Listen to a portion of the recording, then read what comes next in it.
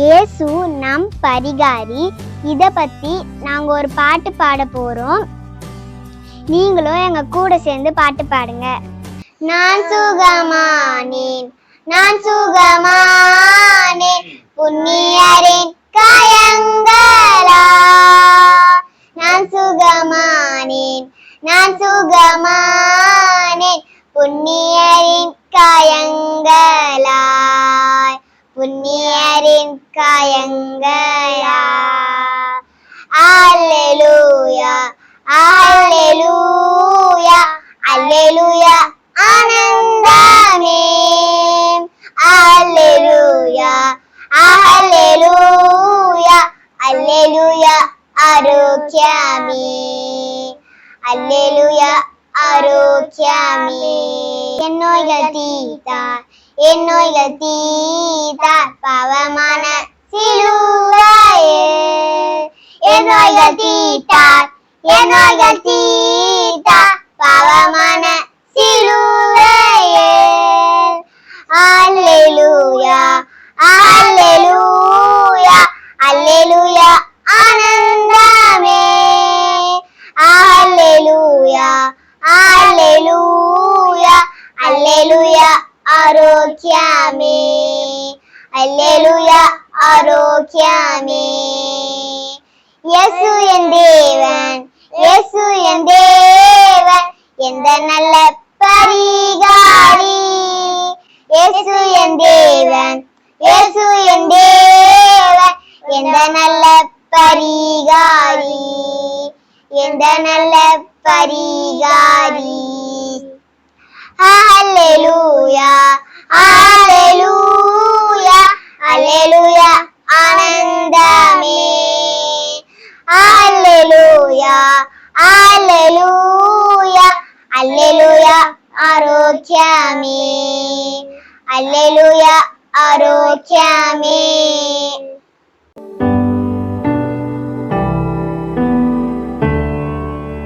Praise be to God. கர்த்தராகிய இயேசு கிறிஸ்துவின் நாமத்துல உங்களுக்கு வாழ்த்துதலையும் அன்பையும் தெரிவித்துக் கொள்கிறேன். இந்த நாளிலும் கூட கர்த்தருடைய வார்த்தையாக நாம யாத்ராகமம் 14ஆம் அதிகாரம் 15ஆம் அதிகாரம் 26ஆம் வசனத்தை உங்களோடு கூட வாசிக்க போகிறேன். யாத்ராகமம் 15ஆம் அதிகாரம் 26ஆம் வசனம். நீ உன் தேவனாகிய கர்த்தரின் சத்தத்தை கவனமாய் கேட்டு அவர் பார்வைக்கு செம்மையானவைகளை செய்து அவர் கட்டளைகளுக்கு செவி கொடுத்து அவருடைய நியமங்கள் யாவையும் கை கொண்டால் நான் எகிப்தியருக்கு வரப்பண்ணின வியாதிகளில் ஒன்றையும் உனக்கு வரப்பண்ணேன். நானே உன் பரிகாரியாகிய கர்த்தர் என்றார். அல்லேலூயா. இந்த யாத்ராகமம் 15ஆம் அதிகாரம் 26ஆம் வசனத்துடைய முடிவில் சொல்லப்பட்டிருக்கு, நானே உன் பரிகாரியாகிய கர்த்தர். பரிகாரி என்கின்ற வார்த்தைக்கு சுகம் அளிப்பவர், ஹீலர் என்று அர்த்தம் என்று சொல்லப்படுகிறது. அப்போ நம்மை சுகப்படுத்துவது யார் என்று சொன்னா அது தேவனாகிய கர்த்தர் தான். அவருடைய நாமம் பார்த்தீங்கன்னா பரிகாரி. அல்லேலூயா. அப்போ இன்றைக்கு உலக ரீதியான வாழ்க்கையை நம்ம எடுத்துக்கொள்ளும் போது இன்னைக்கு நம்ம பலவீனப்பட்டு போகிறோம். நமக்கு ஏதாவது ஒரு ஃபீவரோ இல்லை கோல்டோ ஏதாவது ஒரு சரீரத்துல ஒரு வியாதிப்படும் பொழுது நம்ம முதலாவதாக யாரை அணுகிறோம்னு பார்த்தீங்கன்னா மருத்துவரை தான் அணுகிறோம். உடனே நம்ம ஹாஸ்பிட்டலுக்கு போயிட்டு நம்மளுடைய ஹெல்த்தை நம்ம செக் பண்ணிக்கிறோம். அதுக்கு அவங்க என்ன பண்ணுவாங்க, நம்ம ஹெல்த்துக்கு ஏற்றபடி சில ப்ரிஸ்கிரிப்ஷன்ல எழுதி கொடுத்து நமக்கு மருந்து மாத்திரைகள் அவங்க கொடுப்பாங்க. அதை நம்ம சாப்பிட்டு குணமாகிறோம். இதுதான் மருத்துவருடைய ஒரு பணியாக இருக்கிறது. இல்லையா? அதே போல நம்மளுடைய ஆத்மாவிலையும் சில நோய்கள் இருக்கு. அப்போ இதற்கு எப்படி குணமாக்க முடியும்? அப்போ இன்றைக்கு என்னுடைய ஒரு பாவம், என்னுடைய சாபம், என்னுடைய அக்கிரமம் இதெல்லாம் நான் எனக்குள்ள இருந்து விலகணும் போகணும்னா நான் மருத்துவர்கிட்ட போயிட்டு மருத்துவரே டாக்டர் எனக்கு இப்படி பாவத்துக்கான நிவாரணத்தை தாங்கன்னு சொன்னா அவரால் அதை தர முடியாது. ஏன்னா அது பாவம் என்பது கண்ணுக்கு தெரியாது. எந்த ஒரு மைக்ரோஸ்கோப்பாலேயோ எந்த ஒரு மருந்து மாத்திரைகளாலேயோ நம்முடைய சாபங்களையும் பாவங்களையும் மருத்துவரால, உலக ரீதியான மருத்துவரால அதை குணப்படுத்தவே முடியாது. அப்போ நம்முடைய பாவங்கள், சாபங்கள், நோய்கள் எல்லாவற்றையும் விடுதலையாக்கக்கூடியவர் யார் என்று சொன்னா அது ஆண்டவராகிய இயேசு கிறிஸ்து. அவர் ரத்தத்தினாலதான் பாவ மன்னிப்பாகிய மீட்பு, ரட்சிப்பு நமக்கு கிடைக்கிறது. சரி, அப்போ இதுதான் வசனம் நமக்கு சொல்லி கொடுக்கிறது. அப்போ இன்றைக்கு நிறைய நம்மளுடைய வாழ்க்கையில அநேகருடைய வாழ்க்கையில காணப்படுற ஒரு துயரமான விஷயங்கள் என்னன்னா, பலவிதமான சகல நோய்கள் இந்த காலகட்டத்துல பெருகி இருக்கிறது. அப்போ 2 விதமான காரியங்களை இன்றைக்கு நம்ம செய்யறோம். அப்போ ஒண்ணு என்னன்னா, நம்ம பலவீனப்படும் பொழுது மருத்துவரை சந்திக்கிறது ஒரு விதம். இன்னொரு விதம் என்னன்னா, வருகிற நோய்களை தற்காத்து கொள்வது 2வது விதம். அதாவது ஒரு நோய் வருதுன்னா அதுக்கு முன்னாடி என்ன பண்ணுவோம், நம்ம வந்து சில ஸ்பெஷல் டோஸ் எடுத்துக்கொள்வோம். இப்ப கொரோனாக்காக நம்ம என்ன பண்ணோம், 2 விதமான டோஸை எடுத்துக்கொண்டோம்ல. அப்போ 2 வித டோஸ் எடுத்துக்கொள்ளும் பொழுது இது எதுக்கு சொல்றாங்கன்னா, வருகிற நோய்க்கு தடுப்பா இருக்கும். இப்படி நிறைய விதமான காரியங்கள் நம்ம மருத்துவ ரீதியாக நம்ம பார்க்கிறோம். ஆனா ஆவியில நம்ம பார்க்கும் பொழுது இதுல நிறைய வித்தியாசங்கள் உண்டு. தொடர்ந்து நான் சில வசனங்களை உங்களுக்கு நான் காண்பித்து நம்ம முடிவில் இதற்காக ஜெபித்து நம்ம முடிக்க போகிறோம். அப்போ இன்றைக்கு நம்மை விடுதலையாக்குவது எது, இன்றைக்கு நம்முடைய அக்கிரமத்திலிருந்து மீறுதலிருந்து மன்னிப்பை கொடுப்பது எது என்பது குறித்து வேத பகுதியிலிருந்து உங்களுக்கு நான் எடுத்து சொல்ல விரும்புகிறேன். என்னோடு திருப்பிக் கொள்ளுங்கள். சங்கீதம் 32ஆம் அதிகாரம் வசனங்கள் 1 - 5 வரை நாம வாசித்து தியானிக்க போகிறோம். எடுத்துக்கொள்ளுங்கள். சங்கீதம் 32ஆம் அதிகாரம் வசனங்கள் 1 - 5 வரை. இதெல்லாம் நமக்கு தெரிந்த ஒரு சங்கீத புத்தகம் தான். இது வந்து தாவீது எழுதின இது போதக சங்கீதம். இதை நம்ம எடுத்து வாசிக்கலாமா? சங்கீதம் 32 நான் வாசிக்கிறேன், கவனமா கேளுங்க. எவனுடைய மீறுதல் மன்னிக்கப்பட்டதோ, எவனுடைய பாவம் மூடப்பட்டதோ அவன் பாக்கியவான். எவனுடைய அக்கிரமத்தை கர்த்தர் எண்ணாதிருக்கிறாரோ, எவனுடைய ஆவியில் கபடம் இல்லாதிருக்கிறதோ அவன் பாக்கியவான். நான் அடக்கி வைக்கும் மட்டும் நித்தம் என் கதறலினாலே என் எலும்புகள் உலர்ந்து போயிற்று. இரவும் பகலும் என் மேல் உம்முடைய கை பாரமா இருந்ததினால் என் சாரம் உஷ்ணகால வறட்சி போல வறண்டு போயிற்று. நான் என் அக்கிரமத்தை மறைக்காமல் என் பாவத்தை உமக்கு அறிவித்தேன். என் மீறுதல்களை கர்த்தருக்கு அறிக்கையிடுவேன் என்றேன். தேவரீர் என் பாவத்தின் தோஷத்தை மன்னித்தீர். ஹல்லேலூயா. இந்த பகுதியில் தான் நாம சில வார்த்தைகளை நாம தியானிக்க போகிறோம். இது இந்த சங்கீதம் 32 எதை பத்தினா, கன்ஃபஷன் அண்ட் ஃபர்கிவ்னஸ். அதாவது நம்ம அறிக்கை செய்து பாவ மன்னிப்பை பெற்றுக்கொள்வது எப்படி என்பது குறித்தான ஒரு வேத பகுதி தான் இங்க சொல்லப்பட்டிருக்கிறது. அப்போ முதல் வசனம் இப்படியா சொல்லுது, எவனுடைய பாவங்கள், எவனுடைய மீறுதல்கள் மன்னிக்கப்பட்டதோ, எவனுடைய பாவம் மூடப்பட்டதோ அவன்தான் பாக்கியவான். அப்போ இன்றைக்கு இதை கேட்டுக்கொண்டிருக்கிற நீங்க பாக்கியவானா இருக்கிறீங்களா? இன்றைக்கு உங்களுடைய மீறுதல்கள் மன்னிக்கப்பட்டதா? உங்கள் பாவங்கள் மூடப்பட்டதா? இரண்டாவதாக, எவனுடைய அக்கிரமத்தை கர்த்தர் எண்ணாதிருக்கிறாரோ, உங்களுடைய பாவங்களை கர்த்தர் எண்ணிக்கொண்டிருக்கிறாரா? இல்லை உங்களுடைய பாவங்கள் எல்லாம் மன்னிக்கப்பட்டிருக்கா? அக்கிரமங்கள் மன்னிக்கப்பட்டிருக்கிறதா? கர்த்தர் எண்ணிக்கொண்டிருக்கிறாரா? இதையெல்லாம் நம்ம யோசித்து பார்க்க அழைக்கப்படுகிறோம். அப்பொழுது எவனுடைய ஆவியில் கபடம் இல்லாதிருக்கிறதோ அவன் பாக்கியவான். இன்றைக்கு நாம இந்த வசனத்தின் அடிப்படையில நம்ம பாக்கியவான்களாய் பாக்கியவதிகளாய் இருக்கிறோமா என்பதை நம்மை நாமே பரிசோதித்து பார்ப்போம். 3வது வசனம் சொல்லுது, நான் அடக்கி வைக்கும் மற்றும் நித்தம் என் கதறலினால என் எலும்புகள் உலர்ந்து போயிற்று. அப்போ ஒரு மனுஷன் தன் பாவத்தை அடக்கி வைக்கும் பொழுது என்ன நடக்குதுன்னா, அவன் எலும்புகள் எப்படி தெரியுமா உலர்ந்து போகிறதா. அப்போ பாவம் வந்து ரொம்பவும் கொடுமையான ஒரு காரியம். யாரும் பாவத்தோடு கூட விளையாடவே கூடாது. பாவம் வந்து ஒரு மனிதனை ஆரம்பத்துல ஆசை காட்டி வரவழைத்து முடிவிலே அந்த பாவம் அவனை கொல்லுவதை நாம் அநேக இடத்துல பார்த்திருக்கிறோம். சிம்சோனை எடுத்துக்கொண்டாலும் கூட கர்த்தரால் அழைக்கப்பட்ட, கர்த்தரால் முன்குறிக்கப்பட்ட சிம்சோன் தான் ஒரு பெண்ணின் மேல இச்சை கொண்டுதான் அவனுடைய பலத்தை எல்லாம் இழந்து போயிட்டு கடைசியில கண் பிடுங்கப்பட்டவனாக அவனுடைய ஓட்டத்தை முடிக்க வேண்டியதாயிற்று. அப்போ பாவம் என்பது ஒருத்தனை தொட்டு விட்டுன்னு சொன்னால் அது அப்படியே அவனை முடிவுக்கு கொண்டு வந்துடும் என்பதுல வேத வசனத்துல இருந்து நாம அறிந்திருக்கிறோம். இன்றைக்கு பாருங்களேன், இந்த பாவத்தின் தோஷத்தை மன்னித்து, இன்றைக்கு நிறைய தோஷங்கள், என்ன பாவ தோஷங்கள் இன்றைக்கும் நம்ம சகோதரர்கள் அநேகர் சொல்றாங்களே, எனக்கு இந்த தோஷம் இருக்கு அந்த தோஷம் இருக்குன்னு சொல்லிட்டு எங்க போய் நிக்கிறாங்கன்னா, நிறைய விதமான புண்ணிய ஸ்தலங்கள்ல நிறைய விதமான பணத்தை கொடுத்து, நிறைய விதமான காரியங்களை இன்னைக்கு ஈடுபடுறாங்க. ஆனா அவங்க எங்க போனாலும் சரி அவங்களுடைய பாவத்தின் தோஷத்தை தொலைக்க முடியாது. நீங்க புண்ணிய நதியில போயிட்டு நீராடினாலும் சரி, இல்ல பரிகாரம் செய்தாலோ நன்மை செய்தாலோ அது நிமித்தம் உங்களுடைய பாவத்தின் தோஷம் போக போறதில்ல. உங்களுடைய எவ்வளவு லட்சங்கள் கோடிகளை நீங்க செலவழித்தா கூட உங்க பாவங்கள் அது மன்னிக்கப்பட போறதில்லை. ஆனா எப்படி நம்முடைய பாவத்தின் தோஷம் போகும், எப்படி நம்ம பாவம் மன்னிக்கப்பட வேண்டும் என்று சொன்னால், மன்னிக்கப்பட முடியும் என்று சொன்னால், அது கர்த்தராகிய இயேசு கிறிஸ்து ரத்தமே இல்லாமல் நமக்கு பாவ மன்னிப்பாகிய மீட்பு வேற யார்கிட்டது நமக்கு கொடுக்கப்பட மாட்டாது. அப்போ இன்றைக்கு உலகத்தார் இன்னைக்கு பாருங்க, பாவத்துல அக்கிரமத்துல சாபத்துல சாபனை விட்டு விலகணும், பாவம் நீங்கணும், என் தோஷம் போகணும்னு சொல்லிட்டு எங்கெங்கேயோ அலைந்து கொண்டு இருக்கிறாங்க. ஆனா நம்முடைய 2000 வருஷத்துக்கு முன்பதாக ஆண்டவராகிய இயேசு கிறிஸ்து சிலுவையில நம்முடைய சாபங்கள் பாவங்கள் அக்கிரமங்கள் நோய்கள் எல்லாவற்றையும் சிலுவையில் அவர் சுமந்து தீர்த்து விட்டார். இனி நாம சுமக்க வேண்டியதில்லை. விடுதலையை கொடுக்கும் வாழ்க்கை இயேசு நமக்கு கொடுத்து விட்டிருக்கிறாரு. இந்த சத்தியத்தை தான் ஜனங்கள் அறிந்து கொள்ள விடாதபடிக்கு சத்துருவானவர் அநேகருடைய கண்களை குருடாக்கி வைக்கப்பட்டிருக்கிறார். அப்போ இன்றைக்கு இப்படிப்பட்ட கண்கள் எல்லாம் திறக்கப்பட வேண்டும் என்று சொல்லி ஜெபிக்க நம்ம அழைக்கப்படுகிறோம். அல்லேலூயா. அதனால இன்றைக்கும் இந்த வசனத்தை நீங்க தியானித்துக் கொண்டிருக்கிறீங்க.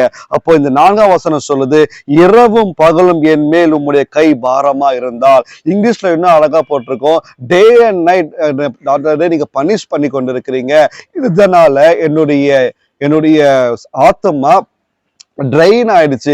டே அண்ட் நைட் அப்பா நீங்க பனிஷ் பண்ணிட்டு இருக்கனால என்னுடைய ஆத்மா வறண்டு போகுது, இருதயம் வறண்டு போகுது அப்படின்னு சொல்றாங்க.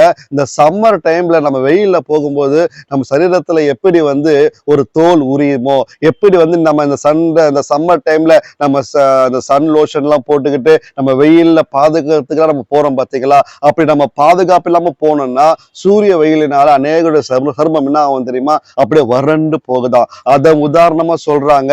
இப்படினால என்னுடைய பாவத்தினால என்னுடைய ஆத்துமா என்னுடைய இருதயம் அப்படியே பாவத்து நிமித்தம் வறண்டு போகுதப்பா, இதுல இருந்து யாரை விடுவிக்க கூடும் என்று சொல்லி இங்க எழுதப்பட்டிருக்கிறது. அப்போ இதுல இருந்து எப்படி மன்னிப்பை பெற்றுக்கொள்ளணும்னு சொல்லிட்டு இங்க சொல்லப்பட்டிருக்கு, கர்த்தாவே நான் என் அக்கிரமத்தை மறைக்காமல். முதல்ல நம்முடைய பாவங்கள் மன்னிக்கப்பட வேண்டும் என்று சொன்னால் நம்ம பாவங்களை அறிக்கை செய்து விட்டுவிட வேண்டும். அதை மறைக்க கூடாது. யார்கிட்ட போய் சொல்லலாம்? ஒரு மனுஷங்கிட்ட போய் உங்க பாவங்களை சொன்னா அது மன்னிக்கப்படுமா? இல்ல ஒரு பெரிய ஒரு ஞானி கிட்ட போயிட்டு உங்க பாவங்களை அறிக்கை செய்தா மன்னிக்கப்படுமா? இல்ல இன்றைக்கு ஆசிச்சர்ச்செல்லாம் சொல்லுவாங்கல்ல, அங்க போயிட்டு அங்க பாதிரிமார்கிட்ட போய் என்ன பண்ணுவாங்க, தங்கள் பாவங்களை அவங்க காதுகளில் சொல்லுவாங்க. இதெல்லாம் நம்ம இன்றைக்கும் பார்த்துக்கொண்டு அப்படியாவது பாவம் மன்னிக்கப்படுதா? இல்ல, அப்படியே மன்னிக்கப்படாது. நான் முன்பே சொல்லிட்டேன், இயேசு கிறிஸ்துவால தான் உங்களுடைய பாவம் என்னுடைய பாவம் பூமியில சகல ஜனத்துடைய பாவத்தையும் இயேசு கிறிஸ்துதான் மன்னிக்கப்பட முடியும். அதான் வசனம் இன்னைக்கு சொல்லுது. அப்ப என் பாவத்தை உமக்கு அறிவித்தேன், என் மீறுதலை கர்த்தருக்கு அறிக்கையிடுவேன் என்றேன். அப்பொழுது தேவரீர் என் பாவத்தின் தோஷத்தை நீ மன்னித்தீர். இன்னும் நம்ம ஆழமா தெரிந்து கொள்ளணும்னா 1 யோவான் 1ஆம் அதிகாரம் 9ஆம் வசனத்தை என்னோட கூட திருப்பிக் கொள்ளுங்க. 1 யோவான் 1ஆம் அதிகாரம் 9ஆம் வசனம். இதுல யோவான் என்ன எழுதி வைக்கிறாரு? இதுவும் நம்ம எல்லாருக்கும் ரொம்ப தெரிந்த ஒரு வசனம் தான். இதை நாம வாசிப்போம். அப்போ நம்முடைய பாவங்களை நாம அறிக்கை செய்யும் பொழுது கர்த்தர் அவர் என்ன பண்றாராம்? அந்த பாவங்களை நமக்கு மன்னிக்கிறாராம். 1 யோவான் 1ஆம் அதிகாரம் 9ஆம் வசனம்.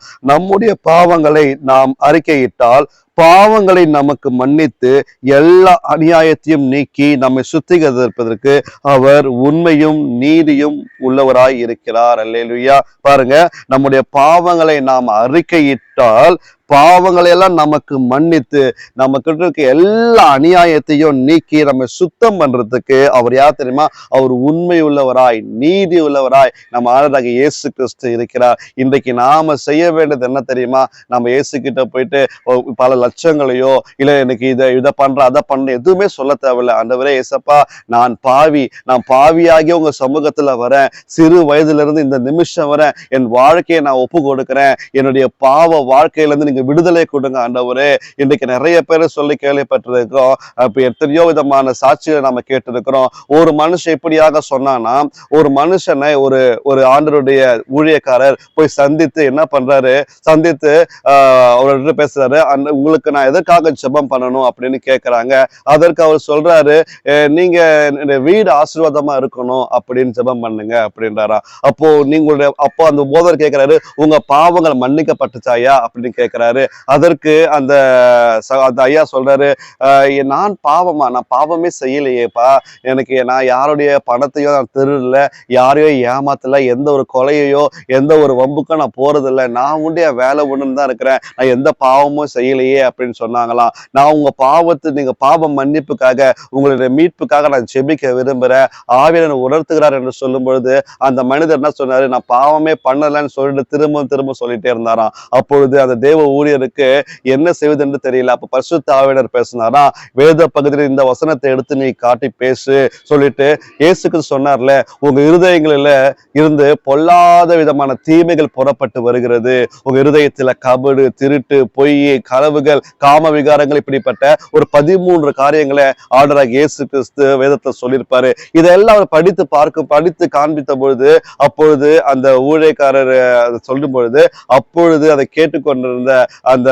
அந்த பெரியவர், ஆமாயா நீங்க சொன்னதெல்லாம் சரிதான், நான் இதெல்லாம் பாவம்னு எனக்கு தெரியாம போச்சு பாருங்களேன், அப்போ ஒரு திருட்டு, ஒரு மதிக்கேடான விஷயங்கள், அப்போ இப்படிப்பட்டது கூட பாவம் என்பதை நான் அறியாமல் போய்விட்டேன், நான் பாவிதான், நான் ஒற்றுக்கொள்கிறேன்னு சொல்லிட்டு அவர் தன்னை ஒப்பு கொடுக்கும் போதுதான் அவர்கள் பாவத்தை அவர்கள் அறிக்கை செய்யும் பொழுது பாவங்கள் மன்னிக்கப்பட்டது. இன்றைக்கு நிறைய பேர் அப்படிதான் சொல்லிக் கொள்றேன். என்னன்னா, நான் என்ன பாவம் செஞ்சேன், நான் நல்லா தானே வாழ்க்கை நடத்திட்டு இருக்கேன், யார் பணத்தை நான் திருடலையே, நான் யாருக்கும் எந்த ஒரு துரோகமும் பண்ணலையே நினைக்கிறோம். ஆனா நம்ம பண்ற ஒவ்வொரு இருதயத்திலிருந்து புறப்பட்டுகிற வருகிற அநேக காரியங்கள் உண்டு. அது வேதத்துல எழுதப்பட்டிருக்கிறது. இருதயத்திலிருந்து பொல்லாத சிந்தனைகள் வருகிறது, பொல்லாத யோசனைகள் வருகிறது. அப்போ பொருளாசை ஒரு பாவம், அப்போ ஒரு பேராசை ஒரு பாவம், மதிகேடான காரியங்கள், அப்ப கபடு, இப்படி ஏகப்பட்ட காரியங்கள் வேதத்துல எழுதப்பட்டிருக்கிறது. அதெல்லாம் நாம ஞாபகம் வைத்துக் கொண்டு, ஆண்டவரே நான் பாவி என்று நான் ஒத்துக்கொள்கிறேன்னு சொல்லிட்டு தான் இயேசு கிட்ட நம்ம போய் சேர அழைக்கப்படுகிறோம். அப்போ இன்றைக்கு நம்முடைய பாவை நம்ம அடக்கி வைக்க கூடாது, நம் பாவங்களை அறிக்கை செய்து அதை விட்டு விடுறோன்னு தான் தேவ சமூகத்திலிருந்து இரக்கத்தை பெற்றுக்கொள்ள முடியும். அதனால அதுல நம்ம கவனமா இருக்க அழைக்கப்படுகிறோம். அப்போ இயேசு கிறிஸ்துவால் அன்றி நமக்கு பாவ மன்னிப்பாகிய மீட்பு நமக்கு கிடைக்காது. அப்போ இந்த வசனத்தை நான் உங்களை அதிகமாக தேற்ற விரும்புகிறேன். அப்போ இன்றைக்கு உங்க பாவங்கள் மன்னிக்கப்பட்டதா? என்று பாவம் மன்னிக்கப்பட்டதுக்கான அடையாளம் என்ன தெரியுமா? இன்றைக்கு உங்களுடைய வாழ்க்கையில சந்தோஷம் காணப்படுதா, சமாதானம் காணப்படுதா? அப்படி உங்க வாழ்க்கையில சந்தோஷமும் சமாதானமும் மகிழ்ச்சியும் இருக்கு என்று நீங்க சொன்னீங்கன்னா உங்கள் பாவங்கள் மன்னிக்கப்பட்டது. அப்ப எந்த ஒரு சூழ்நிலையிலும் உங்களுக்கு உபத்திரவங்கள் வரலாம், பாடுகள், குறைகள் மத்தியில நீங்க சந்தோஷத்தோடும் சமாதானத்தோடும் பொறுமையோடு இருப்பீர்கள் என்று சொன்னால் நீங்க உங்களுடைய பாவங்கள் மன்னிக்கப்பட்டது. இயேசு கிறிஸ்து உங்களோட கூட இருக்கிறார். ஆனா இன்னைக்கு என்ன தெரியுமா பிரச்சனை? நம்ம கிட்ட எல்லாமே இருக்கு, காசு இருக்கு, பணம் இருக்கு, நல்ல வேலை இருக்கு. ஆனா நம்ம கிட்ட இல்லாதது என்ன தெரியுமா? சந்தோஷம் இல்ல, சமாதானம் இல்ல, ஒரு நிம்மதியான வாழ்க்கை இல்லைன்னா உங்ககிட்ட இயேசு இல்ல, பாவ மன்னிப்பு நிச்சயம் இல்லைன்னு தான் அர்த்தம். அப்ப இன்றைக்கு பாவ மன்னிப்பாகிய மீட்பு, பாவ மன்னிப்ப நிச்சயத்தை நீங்க பெற்றுக்கொண்டீங்களா? அப்படி பெற்றுக்கொள்ளவில்லை என்று சொன்னால் இயேசு கிட்ட போயிட்டு அவர்கிட்ட உங்க வாழ்க்கையை ஒப்பு கொடுங்க. ஏசப்பா, நான் உங்களை விசுவாசிக்கிறேன், உங்களுடைய தழும்புகளால் நான் குணமாகிறேன் என்று சொல்லப்பட்டிருக்கிறது அப்படின்னு சொல்லி நாம அறிக்கை செய்யணும். அப்போ இன்றைக்கு நாம கடைசியாக ஒரு காரியத்தை நாம் தியானித்து முடிக்க போகிறோம். ஏசாயா 53 அதிகாரம் 5ஆம் வசனத்தை திருப்பிக் கொள்ளுங்க. ஏசாயா 53:5 வசனம். இதுல சொல்லப்பட்டிருக்கு எப்படி நம்முடைய நோய்கள் எல்லாம் குணமாக்கப்படுகிறது. இங்க நம்ம வாசிக்கலாமா? ஏசாயா 53 அதிகாரம் 5ஆம் வசனம். நம்முடைய மீறுதல்களின் நிமித்தம் அவர் காயப்பட்டு, நம்முடைய அக்கிரமங்கள் நிமித்தம் அவர் நொறுக்கப்பட்டு, நமக்கு சமாதானத்தை உண்டு பண்ணும் ஆக்கினை அவர் மேல் வந்தது, அவருடைய தழும்புகளால் நாம் குணமாகிறோம். இதை நான் இப்படி வாசிக்க விரும்புகிறேன். இந்த ஏசாயா 53ஆம் அதிகாரம் யாரை பற்றி சொல்லியிருக்கு என்று சொன்னால், ஆண்டவராகிய இயேசு கிறிஸ்துவை பற்றி தீர்க்க தரிசனமாக உரைக்கப்பட்ட வார்த்தைகள் தான் இன்றைக்கு நான் இப்பொழுது படித்தேன். ஏசாயா சொல்லும் பொழுது இயேசு கிறிஸ்து பூமியில பிறக்கவில்லை, அவர் இருந்தார், ஆனா பூமியில வரவில்லை. அவருக்கு என்னென்னலாம் பாடுபட போகிறார், அவர் நிமித்தம் மனுகுலம் பெற்றுக்கொள்ளக்கூடிய மீட்பை குறித்து ஏசாயா தீர்க்கதரிசி இங்கே எழுதி வைக்கிறார். இப்பொழுது நான் இயேசுவை வைத்து இந்த வசனத்தை நான் படித்து காண்பிக்க விரும்புகிறேன். நாம் இப்படி படிக்கலாமா? நம்முடைய மீறுதல்கள் நிமித்தம் இயேசு காயப்பட்டு, நம்முடைய அக்கிரமங்கள் நிமித்தம் இயேசு நொறுக்கப்பட்டார், நமக்கு சமாதானத்தை உண்டு பண்ணும் ஆக்கினை இயேசுவின் மேல் வந்தது, இயேசுடைய தழும்புகளால் குணமாகிறோம். அல்லேலூயா. பாருங்களேன், இன்றைக்கு அவருடைய தழும்புகளால தான் நாம குணமாகுகிறோம். அல்லேலூயா. அப்போ இதுதாங்க ஆண்டவராகிய இயேசு கிறிஸ்து நம்ம மேல வைத்திருக்கிற நித்தியமான அன்பு இதுதான். அப்போ நம்முடைய பாவங்கள், என்னுடைய மீறுதல், உங்களுடைய மீறுதல் நிமிஷம் இயேசு காயப்பட்டார். இன்றைக்கு நம்ம துணிகரமாக அநேக விதமான காரியங்களை நம்ம மீறி செயல்படுறோம்ல, அது நிமித்தம் இயேசு அன்றைக்கே சிலுவையில அவர் என்ன பண்ணாரு? காயப்பட்டாராம். நம்முடைய அக்கிரமங்கள், அக்கிரமமான செய்கை, அக்கிரமமான வாழ்க்கை நிமித்தமாக அவர் நொறுக்கப்பட்டாராம். அல்லேலூயா. அதுக்கப்புறம் நமக்கு சமாதானம் உண்டு பண்ணும் ஆக்கினைய தேவன் என்ன பண்ணாரா? அவர் மேல ஏற்றுக்கொண்டார். அது மாத்திரமல்ல, அவருடைய தழும்புகளால நாம குணமாகிறோம். இயேசு கிறிஸ்துவோட சிலுவை பாடுகளை தியானித்து பாருங்க. இது லெந்து நாட்களா இருக்கிறபடியால இன்னைக்கு நிறைய சிலுவை தியானங்கள் அநேக சபைகளில இன்றைக்கு நாம கேட்டுக்கொண்டிருக்கிறோம். உங்களுக்கு நேரம் இருக்கும் என்று சொன்னால் நேரத்தை ஒதுக்கி சிலுவையில இயேசு கிறிஸ்து உனக்காக எனக்காக என்ன செய்தார் என்பதை கொஞ்சம் தியானித்து பாருங்க. அவர் சிலுவையில எவ்வளவு பாடுகள் வேதனைகள் பட்டாரு. 2 கைகளில் கால்கள் ஆணிகள் கடாவப்பட்டது, இருதயத்துல ஈட்டியால குட்டப்பட்டது, அது மாத்திரம் தலையில முள்முடியால குத்தப்பட்டார். அவருடைய முதுகளுக்கு பின்னால் 39 சவுக்கு அடிகள் விழப்பட்டது. அப்ப அவருடைய இமேஜை நீங்க பார்க்கும்போது அவருடைய உச்சந்தலை முதல் உள்ளங்கால் வரை முழுவதும் ரத்த வெள்ளத்தால, காயங்களால, தழும்புகளால தான் இயேசு காணப்பட்டார். அந்த தழும்புகளால தான் இன்றைக்கு நீங்களும் நானும் சுகத்தை பெற்றுக் கொள்ளுகிறோம். அப்போ பாருங்க, அந்த தழும்புகள் தான் நம்மளை சுகப்படுத்தி கொண்டிருக்கிறது. தொடர்ந்து இன்னொரு வசனத்தை நான் வாசிக்க விரும்புகிறேன். 1 பேதுரு 2ஆம் அதிகாரம் 24ஆம் வசனத்தை வாசிக்கலாமா? 1 பேதுரு 2ஆம் அதிகாரம் 1 பேதுரு 2ஆம் அதிகாரத்தை எடுத்துக்கொள்ளுங்க. 1 பேதுரு 2ஆம் அதிகாரம் 24ஆம் வசனம். நாம் பாவங்களுக்கு செத்து நீதிக்கு பிழைத்திருக்கும்படி அவர் தாமே தமது சரீரத்திலே நம்முடைய பாவங்களை சிலுவையின் மேல் சுமந்தார், அவருடைய தழும்புகளால் குணமானீர்கள். அல்லேலூயா. இங்க பேதுரு எழுதி வைக்கிறாரு, நாம் பாவங்களுக்கு செத்து நீதிக்கு பிழைத்திருக்கும்படி நம்ம பாவங்களுக்கு மறித்து, எப்ப நம்ம பாவங்களுக்கு மறிப்போம் என்று சொன்னால், நம்மளுடைய வாழ்க்கையை இயேசு கிறிஸ்துவுக்கு ஒப்பு கொடுத்து நம் பாவங்கள் மன்னிக்கப்படும் பொழுது நாம் அப்பதான் கிறிஸ்துவுக்குள்ள புதிய மனுஷனாக பிழைக்கிறோம். அதுதான் கிறிஸ்துவுக்குள்ள பிழைக்கிறோம். அப்போ அவர் தாமே, இயேசு தாமே தமது சரீரத்திலே நம்முடைய பாவங்களை சிலுவையில சுமந்தார். அதாவது இயேசு இருக்க வேண்டிய இடத்துல, நாம் இருக்க வேண்டிய இடத்துல இயேசு இருந்தார். இல்லையா?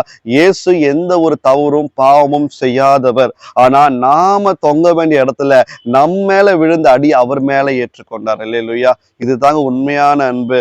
இப்போ உங்களுடைய பாவத்தை நான் ஏற்றுக்கொள்ள முடியுமா? நீங்க உங்க மேல ஏதோ ஒரு பொய் வழக்க போட்டுட்டாங்க, அதுல இருந்து உங்களால காப்பாற்றப்படவே முடியல, உங்களுக்கு ஏதோ ஒரு மிகப்பெரிய ஒரு ஃபைன் போட்டாங்க, பல லட்சங்களுக்கு கட்டணும்னு சொல்லிட்டாங்க. நீங்க என்ன பண்ணுவீங்க? லட்சங்களை புரட்ட எங்க போவீங்க? இந்த ஃபைனை கட்டினாதான் நான் உன்னை ரிலீஸ் பண்ணுவேன், நீ ஆயுசுக்கும் நீ இந்த ஜெயில தான் இருக்கணும்னு சொல்லிட்டு உங்க மேல ஒரு பொய்யான வழக்க போட்டுட்டு ஏதாவது பண்ணிட்டாங்க. நீங்க என்ன செய்வீங்க?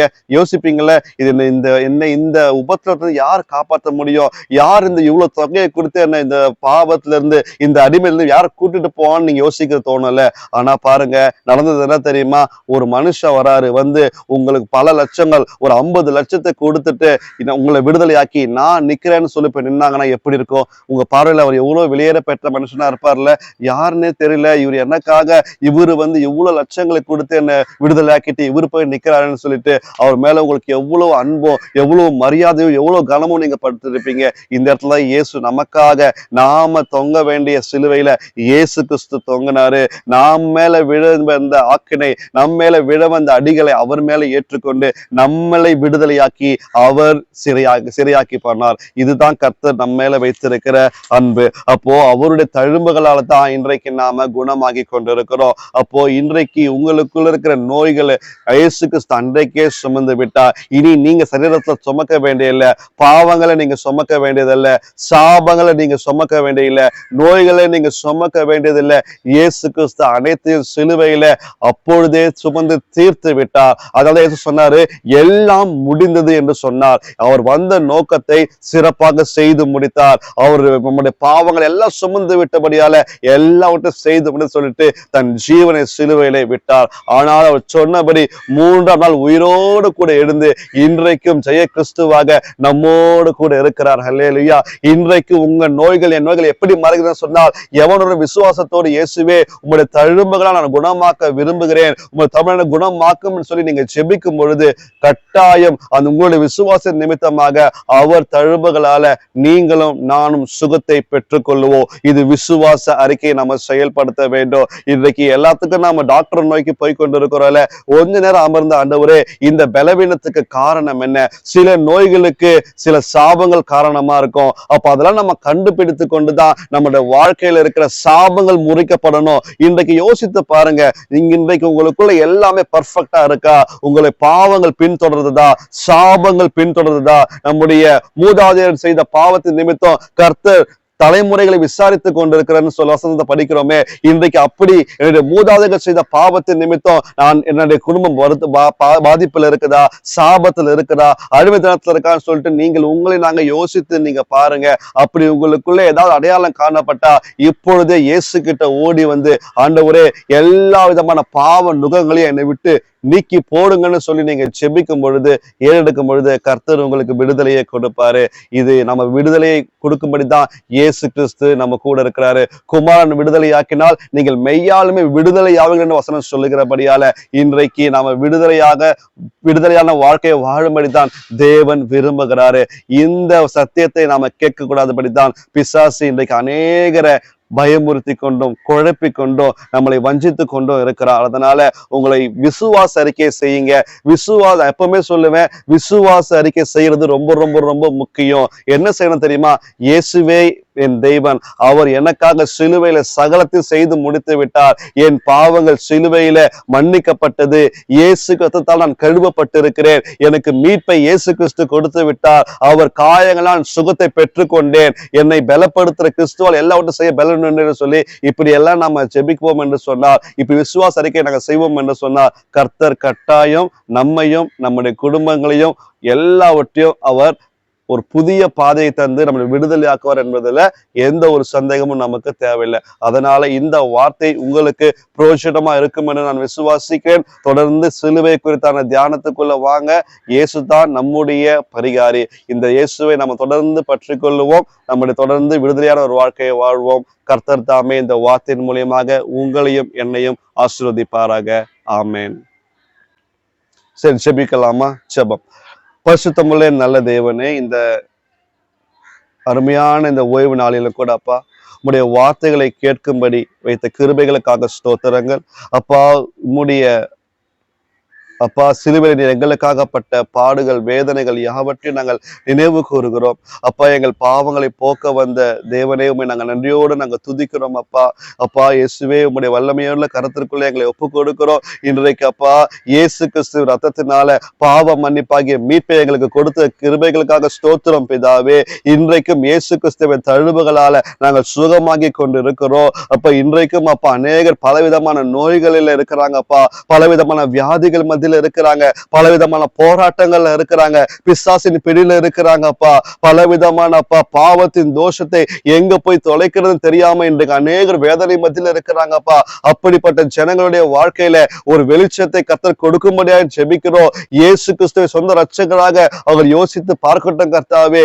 இயேசு கிறிஸ்துவை இல்லாமல் பாவம் மன்னிப்பாக மீட்பு இல்லை, இயேசு கிறிஸ்து இல்லாமல் எங்களுக்கு விடுதலை இல்லை என்கின்ற உணர்வை ஒவ்வொருக்கும் தரும்படியாய் நாங்கள் ஜெபிக்கிறோம் அப்பா. இந்த செய்தியை கேட்டுக்கொண்டிருக்கிற ஒவ்வொரு உள்ளத்தோடு கர்த்தர் இடைப்படுவீராக. எங்கள் பாவங்கள் எல்லாம் மன்னிக்கப்படவும், எங்களுடைய அப்பா எல்லா அநியாயங்களும் நீக்கப்படவும் நாங்கள் மன்றாடுகிறோம். எங்களை நன்றியோடு அப்பா, எங்களை நன்றியுள்ள இருதயத்தை எங்களுக்கு தந்து உம்மை நோக்கி பார்க்க கிருபை செய்தரலும். இந்த வேலையில கூடப்பா எங்களுடைய ஆவி ஆத்ம சரீரத்தை நாங்கள் ஒப்பு கொடுத்து ஜெபிக்கிறோம். நீர் பொறுப்பெடுத்துக் கொள்ளும். நீரே எங்கள் பரிகாரியாகிய கர்த்தர். உம்மை நாங்கள் விசுவாசிக்கிறோம். நீர் எங்களை சுகப்படுத்தி எங்களை ஆரோக்கியமாய் நடக்க வைக்க போற சகல கிருபைகளுக்காக உமக்கு நன்றி நன்றி நன்றி. உம்முடைய வல்லமையுள்ள கரத்திற்குள்ள எங்கள் வாழ்க்கையை அர்ப்பணிக்கிறோம். பொறுப்பெடுத்துக் கொள்ளும். இவை அனைத்தையும் மீட்பு ரட்சகரும் ஆகிய இயேசு கிறிஸ்துவின் வல்லமையுள்ள நாமத்தில் ஜெபிக்கின்றேன் என் ஜீவனுள்ள நல்ல பிதாவே. ஆமென், ஆமென், ஆமென்.